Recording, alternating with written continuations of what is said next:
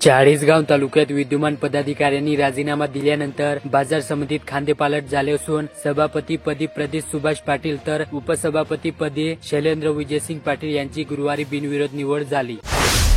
पाचोरा तालुक्यातील वरखेडी येथे गुरुवारच्या आठवडे बाजाराच्या दिवशी पावसाने 2-3 वेळा हजेरी लावली। गुरुवारी वरखेडी गावाचा आठवडी बाजार असतो। या दिवशी बाजारात गर्दी झालेली असताना अचानक पावसाने एंट्री केली। बेळगाव शहरातील साईनगर भागात सध्या कुत्र्यांची संख्या अचानक वाढली, त्यामुळे नागरिकांमध्ये भीतीचे वातावरण पसरले। कुत्र्यांनी नागरिकांना चावा घेण्याचाही जीवघेणे प्रकार होताना दिसत आहेत। कुत्र्यांच्या जुडी साईनगर भागातील गल्ल्यामध्ये फिरताना दिसतात। जामनेर तालुक्यात लोणचे तयार झाले पाहिजे यासाठी महिलांनी कच्चा कैऱ्यांचा शोध सुरू केला। तसेच कैऱ्या बाजारातही उपलब्ध होत आहेत। तसेच या वर्षी कैऱ्या 60 ते 70 रुपयांना 1 किलो असल्याने अनेक महिलांची लोणची तयार करण्याची लगबग लागली। धरणगाव तालुक्यातील नांदेड येथे दावडे सावखेडा शिवारातील नांदेड फाटा ते पातोंडा रस्त्यावर झालेल्या अतिक्रमणामुळे अडथळा निर्माण झालेला शेत रस्ता अखेर बुधवारी दिनांक 18 रोजी जेसीपीच्या सहाय्याने मोकळा करण्यात आला। यामुळे या रस्त्याचा वापर करणाऱ्या शेतकऱ्यांमध्ये समाधानाचे वातावरण आहे। अमळनेर तालुक्यात अखिल महाराष्ट्र मुस्लिम खाटकी जमातीच्या वतीने सामूहिक विवाह सोहळ्याचे आयोजन करण्यात आले आहे। त्याच्या नियोजनासंदर्भात बैठक नुकतीच पार पडली। यावेळी उपस्थित समाज बांधवांनी विवाह सोहळ्यासाठी लागणारी आर्थिक मदत जमा केली।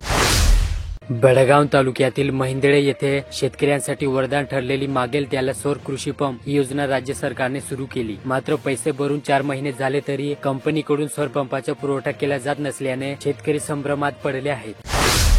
चाळीसगाव तालुक्यात अवकाळी पावसाने गुमशान घातल्यानंतर मोसमी पाऊस गायब झाला असून त्याची बेटिंग धीमी सुरू असल्याने पेरण्या खोळंबल्या आहे। गुरुवार अखेर तालुक्यात खरीपाचा पेरा फक्त 45% पोहोचला। अजूनही बहुतांशी भागात दमदार पावसाची प्रतीक्षा आहे। गत 15 दिवसात 106 मिमी पर्जन्यमान झाले आहे। काही शेतकऱ्यांनी आबाळ बोरसे पेरा केला, यामुळे शेतकरी चिंतातूर झाले आहेत। एरोंडोल तालुक्यातील कोडली येथे निष्पाप तेजस महाजन या अल्पवयीन मुलाचा नराधमांनी नरबळी दिला असून या प्रकरणात आरोपींना कोठरातील कठोर शिक्षा व्हावी अशी मागणी वडील गजानन महाजन यांनी पोलीस अधीक्षकांकडे केली असतानाच ही कैफियत घेऊन रिंगणगाव ग्रामस्थ शुक्रवारी मुख्यमंत्र्यांना भेटणार आहे। चोपडा तालुक्यात बँकेत पैसे काढल्यानंतर ते आरडीच्या अकाउंटमध्ये भरण्यासाठी रांगेत उभे असलेल्या एका ग्राहकाच्या प्लास्टिकच्या पिशवीतील 80,000 रुपयाची रक्कम 2 अज्ञात महिलांनी लांबवल्याची घटना गुरुवारी दुपारी घडली। अमळनेर तालुक्यात धुळे रोडवरील पंचायत समितीच्या सभापतींच्या सरकारी बंगल्यांची अत्यंत दयनीय अवस्था झाली असून सध्या तो बंगला सार्वजनिक प्रसाधन गृहासारखा वापरला जात असल्याचे चित्र आहे। प्रशासनाच्या उदासीनतेमुळे हे एकेकाळची देखणी वस्तू पूर्णतः दुर्लक्षित झाली आहे। चोपडा तालुक्यात हातेड ते अनवर्दे फाटा दरम्यान पावसामुळे रस्त्याची झालेली दुरवस्था आणि वाहतुकीस अडथळा निर्माण झाल्यामुळे नागरिकांना चोपडा येथे ये जा करताना मोठ्या अडचणीचा सामना करावा लागत आहे।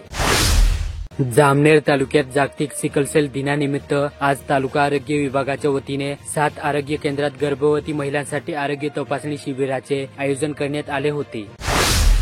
जामनेर तालुक्यात पोहर ग्रामीण रुग्णालयात गर्भवती महिलांसाठी विशेष आरोग्य तपासणी शिबिर राबवण्याबरोबरच सिकलसेल आजाराबद्दल जनजागृती करण्यात आली। पोहर ग्रामीण रुग्णालयात जनजागृती व गर्भवती महिलांसाठी एका विशेष आरोग्य तपासणी शिबिराचे आयोजन प्राथमिक आरोग्य केंद्र वाकोद यांच्या वतीने करण्यात आले। शिबिरात 50 महिलांनी सहभाग घेऊन त्यांना औषधोपचार करण्यात आले।